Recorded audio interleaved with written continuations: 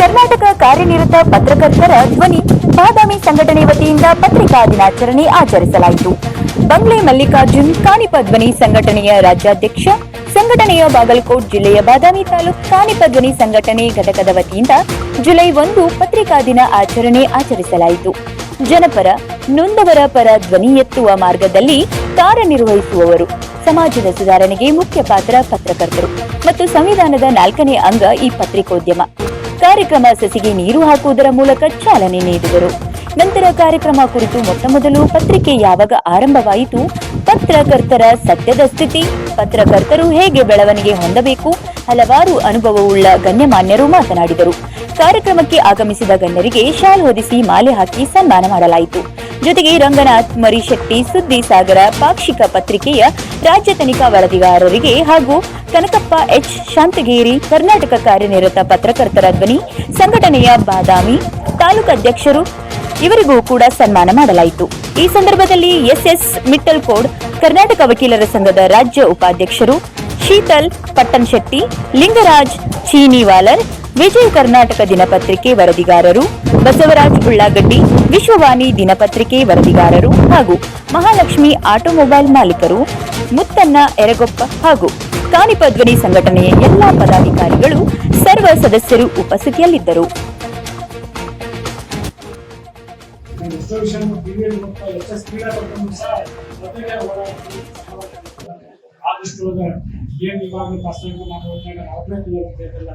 ಅದರ ಗೌರವವನ್ನು ಹೆಚ್ಚಿಸಬೇಕು. ಮುಂದಿನ ನಿರ್ಮಾಣದಲ್ಲಿ ನ್ಯಾಯ ಮತ್ತು ಯಾವ ರೀತಿಯ ಪತ್ರಿಕೆಗೂ ಸಾಕಷ್ಟು ಜನ ಹೆದರ್ತಾರಲ್ಲ, ಅದನ್ನು ಕಾಪಾಡ್ಕೊಂಡು ಮಾತಾಡಲಿಕ್ಕೆ ಅವಕಾಶ ಕೊಡ್ತಾರೆ. ಅದರ ಜೊತೆಗೆ ಶೀತಲ್ ಸಮುದಾಯಗಳು ಯಾವ ಪ್ರಾರಂಭ ಮತ್ತು ಏನು ನಮ್ಮ ಪ್ರತಿ ದಿವಸ ಅದರಿಂದ ತಿಳ್ಕೊಂಡಿದ್ದೇನೆ ಅಂತ ಮಾತನಾಡಿ ಅದಕ್ಕೆ ಅವಕಾಶ ಮಾಡಿಕೊಡ್ತಾರೆ. ಎಲ್ಲರಿಗೂ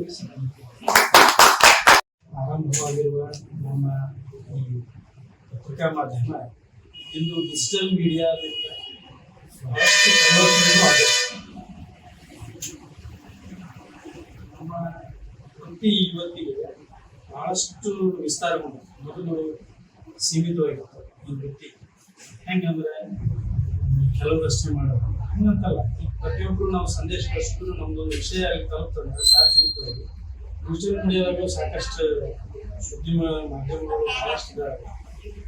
ನಮ್ಮ ಪತ್ರಿಕೆ ಅಂದರೆ ನನ್ನ ವೈಯಕ್ತಿಕ ಈ ವೃತ್ತಿ ಅನುಭವದೊಳಗೆ ಇರ್ತಕ್ಕಂಥ ಇಷ್ಟೆಲ್ಲ ಜನರು ಇಬ್ಬರು ಬಹಳಷ್ಟು ಅನುಭವಿತಾರೆ.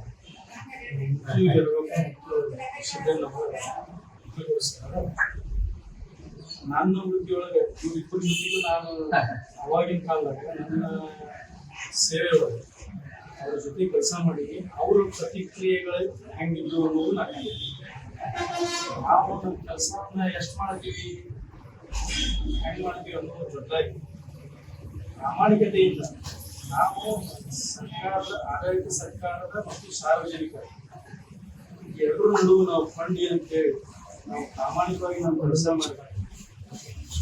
ಅದರಲ್ಲಿ ಆಗುವ ಪ್ರತಿ ಹೀಗಾಗಿ ನಾವು ಸಮಾಜದ ಅನುಕೂಲಗಳನ್ನು ತಿದ್ದುದು ಮತ್ತು ಅಧಿಕಾರಿಗಳನ್ನ ಎಚ್ಚರಿಸುವುದು, ಜನಸಾಮಾನ್ಯರಿಗೆ ಮೂಲಭೂತ ಸೌಕರ್ಯಗಳನ್ನು ಒದಗಿಸುವಂತ ಕೆಲಸನ ನಾವು ಮಾಡ್ತಿದ್ದೀವಿ. ನಿಷ್ಪಕ್ಷಪಾತವಾಗಿ ಮಾಡ್ತಿದ್ದೀವಿ. ಆದ್ರೂ ಕೂಡ ಕೆಲವೊಮ್ಮೆ ಕ್ಲೇಮ್ಗಳು ಬರ್ತಾವೆ, ಅವುಗಳನ್ನೆಲ್ಲ ತಿಳಿಕರಿಸಬಾರ್ದು.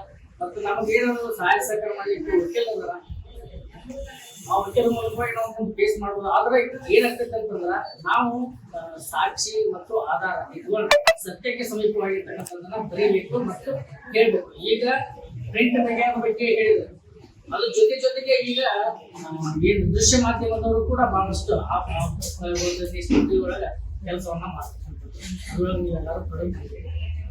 ಹೀಗಾಗಿ ಪತ್ರಕರ್ತ ಒಂದು ಏನು ಆದಾಯ ನಮ್ಮ ಮನೆ ಖರ್ಚು ವೆಚ್ಚಗಳನ್ನು ನೋಡ್ಬೇಕಾಗ್ತದೆ. ಪತ್ರಿಕೆಯಿಂದ ಲಾಭ ನಾವೇ 5,000 ರೂಪಾಯಿ ಆಗ್ತದೆ.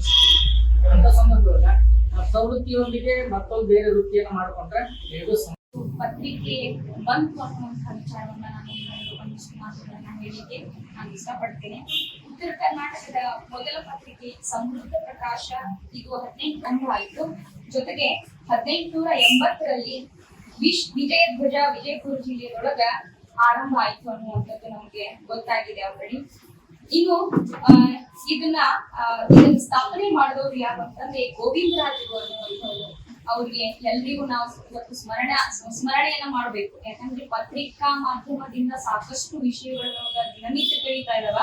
ಆದ್ರೆ ಒಂದು ನೋವಿನ ಸಂಗತಿ ಏನು ಅಂತಂದ್ರ ಇವತ್ತಿನ ಮೊಬೈಲ್ ಕಾಲದೊಳಗ ಪತ್ರಿಕೆಯನ್ನ ತೆಗೆದುಕೊಂಡು ಆ ಒಂದು ರುಚಿಯನ್ನ ನೋಡುವಂಥದ್ದು ಬಹಳ ಕಡಿಮೆ ಆಗಿತ್ತು. ಬಹಳ ನೋವು ಅನ್ನಿಸ್ತದೆ. ಬಟ್ ನಾವೆಲ್ಲರೂ ಪತ್ರಿಕೆಯನ್ನ ಓದುವುದರ ಮುಖಾಂತರ ಎಷ್ಟೊಂದು ವಿಷಯವನ್ನ ನಾವು ತಿಳ್ಕೋಬಹುದು ಅಂದ್ರೆ ಅದು ಹೇಳಿಕ್ಕೆ ಸಾಧ್ಯ ಆಗುವುದಿಲ್ಲ. ಅದಕ್ಕಾಗಿ ನ್ಯೂಸ್ ಪೇಪರ್ಗಳು ಓದುವಂತ ಹವ್ಯಾಸವನ್ನ ಇವತ್ತು ನಮ್ಮ ಮಕ್ಕಳಿಗೂ ಕಲಿಸ್ಬೇಕು.